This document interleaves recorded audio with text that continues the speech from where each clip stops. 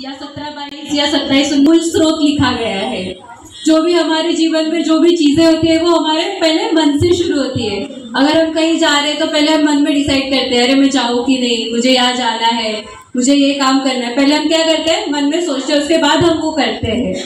परंतु सबसे उत्तम चीज क्या है कि परमेश्वर हमारे मनों को जानता है कि हम हमारे मन में क्या विचार करते हैं, हम क्या सोच रहे हैं, हम क्या करने वाले हैं। हम देखेंगे सबसे पहले कि हमें मन फिराव की आवश्यकता क्यों है। और ये यूहन्ना बपतिस्मा देने वाले ने जो सुसमाचार है उसका, वो किसी और टॉपिक से क्यों नहीं शुरू किया। वो बोल सकता था कि अरे यीशु मसीह आने वाले हैं, ऐसा प्रचार भी वो कर सकता था, परंतु उसने प्रचार क्या शुरू किया कि मन फिराव। इसके लिए हम देखेंगे सबसे पहले ये जो शुरुआत है वो उत्पत्ति में हुई थी, जब परमेश्वर ने आदम को आज्ञा दी थी कि तू इस पेड़ का फल नहीं खाना, पर फिर भी आदम ने खा लिया। और जब आदम ने खा लिया तब परमेश्वर बाग में आके पूछता है आदम को कि आदम क्या तूने ये फल खाया है। परमेश्वर को पता है कि आदम ने फल खाया है, फिर भी परमेश्वर क्यों पूछ रहे हैं उसको कि आदम तूने फल खाया है कि नहीं। किसी को पता है? किसी को पता है? क्योंकि परमेश्वर चाहता था कि आदम अपनी गलती को माने। जब हम परमेश्वर के सामने ऑनेस्टली आते हैं तब परमेश्वर हमारी गलतियों को भी माफ कर देता है। उसके बाद हम और वचन में अगर आगे बढ़ते हैं तो उत्पत्ति 6:7 में और 8:21 में लिखा गया है कि जो कुछ मनुष्य के मन में उत्पन्न होता है वो बुरा ही है, निरंतर बुरा है, और उसकी वजह से परमेश्वर जो है वो पृथ्वी को बना के पछताया है। परमेश्वर पृथ्वी को बना के पछताया है। ये सबसे बड़ा, जब मैं इसको पढ़ती हूँ ना तो मुझे बहुत दुख होता है कि अरे परमेश्वर हमें बना के पछता रहा है यहाँ पे, क्योंकि हमारे मन के अंदर से जो पाप हो रहा है वो परमेश्वर को पसंद नहीं है। उसके बाद हम देखेंगे कि पर उस वक्त जब परमेश्वर का मन खेदित था तो परमेश्वर ने क्या किया, सारी सृष्टि का नाश करने का उसने डिसाइड किया और जल प्रलय भेजा। परंतु एक ही व्यक्ति जो है वो बचाया गया। कौन था? नोआ का फैमिली, नोआ और नोआ का फैमिली। क्यों? क्योंकि वो परमेश्वर की राह पे चलता था और जो परमेश्वर को भाता है वो वैसा ही करता था।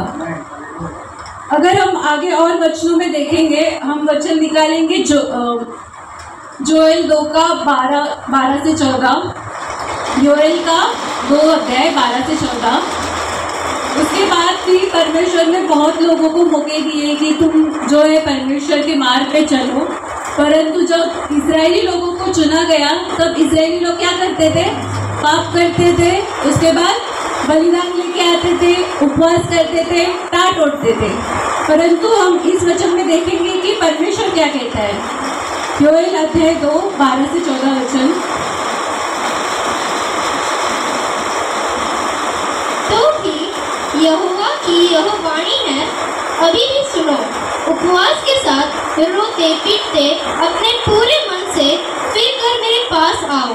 अपने वस्त्र नहीं, अपने मणि को फाड़ कर अपने परमेश्वर यहोवा की ओर फिरो, क्योंकि वह अनुग्रहकारी, दयालु, विलंब से क्रोध करने वाला, करुणा निधान और दुख देकर पछताने वाला है। क्या जाने वह फिर कर पछताए और ऐसी आशीष दे जिससे तुम्हारे परमेश्वर यहोवा का अत्र बलि और अर्घ दिया जाए। आमीन। हालेलुया। हम यहाँ पे देखते हैं परमेश्वर क्या कहता है, तुम अपना पूरा मन फिराकर मेरे पास आओ और अपने कपड़े को नहीं, अपने मन को फाड़ो, क्योंकि तुम्हारे मन से जो निकल रहा है उसके द्वारा तुम जो है परमेश्वर के विरुद्ध हम पाप कर रहे हैं। जो इजरायली लोग थे वो बात पे अगर उनको दिखाना है परमेश्वर को कि हम नम्र हो रहे हैं परमेश्वर, या हमें तुझे भार है, तो वो लोग क्या करते थे? उपवास करते थे। तो उपवास भी उनका ऐसा रहता था कि हाँ परमेश्वर देख, मैं आज खाना नहीं खाया हूँ, परंतु मन में कैसा है? वैसे ही हठीले है कि नहीं, अरे परमेश्वर माफ कर देगा, परमेश्वर बड़ा दयालु है। परंतु जब पूरे मन से आओगे तो परमेश्वर क्या कहता है? आखिरी वचन हम पढ़ेंगे 14 वापस से।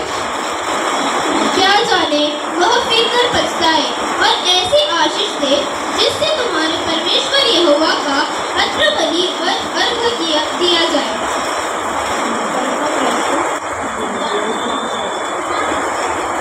क्या जाने वह फिर कर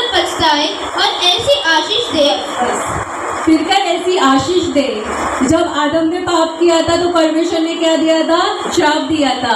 आदम को दिया था कि जो भी तू कमाएगा उसमें क्या होगा?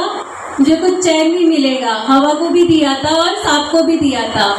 तो वो जो श्राप थे, अगर हम मन फिराव करके परमेश्वर के सामने ऑनेस्टी से आते हैं तो परमेश्वर हमें हर चीज से आजाद करेगा। हमें वैसे हम नए नियम में भी देखते हैं, यीशु मसीह ने इसके बारे में और भी बताया है कि जैसे कि और एक आते हैं कि तुम अपने मन में भी पाप नहीं करना, अपने मन में भी व्यभिचार नहीं करना।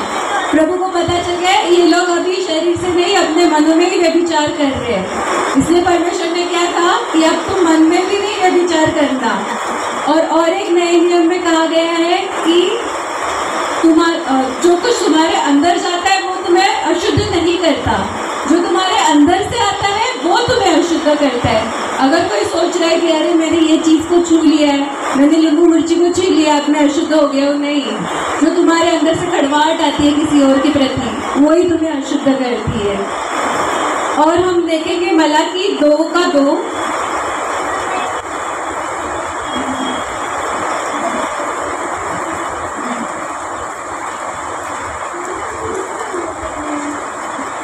यदि तुम इसे न सुनो और मन लगाकर मेरे नाम का आदर न करो तो सेनाओं का यहोवा यूँ कहता है कि मैं तुमको शाप दूंगा और जो वस्तुएं मेरी आशीष से तुम्हें मिली है उन पर मेरा शाप पड़ेगा, वरन तुम जो मन में नहीं लगाते हो इसे कारण मेरा शाप उन पर पड़ चुका है। हालेलुया। कितने लोगों ने वचन सुना? अगर मन से नहीं आओगे परमेश्वर के पास तो परमेश्वर का शाप पड़ेगा। और सबसे बड़ी जो बुरी चीज जो है वो है कि परमेश्वर हमारे साथ नहीं होगा। जो श्रापों से भी जो बढ़कर बुरा है ना, वो है कि परमेश्वर हमारे साथ ना होना।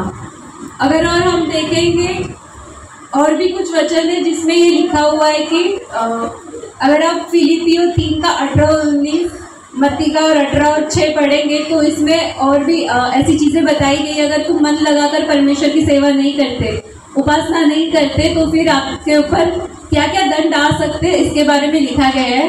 उसके बाद हम पढ़ेंगे प्रेरितों 26:20, प्रेरितों 26:20।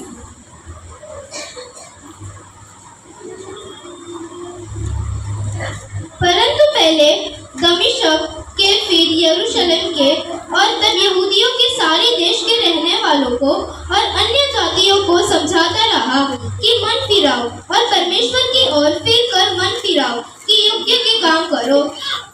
आमीन।